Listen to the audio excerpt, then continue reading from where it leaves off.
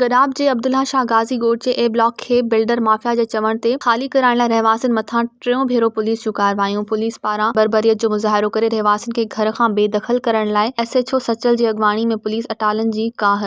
रहवासी औरतूं मर्द पंहिंजा अझा बचाइण लाइ पाकिताब खणी निकिरी आयल औरतुनि मथां पुलिस जी सिधी फायरिंग ऐं शैलिंग। इलाइक़ो मैदान जंग थी वियो। औरतुनि समेत 9 ॼणा ज़ख़्मी। पंहिंजा अझा बचाइण लाइ औरतूं मर्द हथे ख़ाली घरनि खां ॿाहिरि निकिरी पुलिस अॻियां एहतिजाज ऐं सख़्त मज़ाहमत शुरू करे ॾिनी ऐं शदीद नारेबाज़ी कई। ज़ख़्मी औरतुनि ऐं नियाणियुनि दाहींदे चयो त मुहर्रम में करबला में मासूमनि ऐं नियाणियुनि ते ज़ुल्म। अॼु वरी यज़ीदियुनि साॻिए वाक़े खे दोहराए हथे ख़ाली नियाणियुनि जे मथां गोलियुनि जी बरसात वसाई, जंहिंमें 6 नियाणियूं सख़्त ज़ख़्मी थियूं आहिनि। खेनि मथे, मुंहुं ऐं ॿाह में कारतूसनि जा छेरा लॻल आहिनि। मज़ीद ख़बरनि ऐं तफ़सीलात लाइ विज़िट कयो असांजी वेबसाइट www.awamiNewsHD.com ऐं ॾिसंदा रहो अवामी न्यूज़ HD।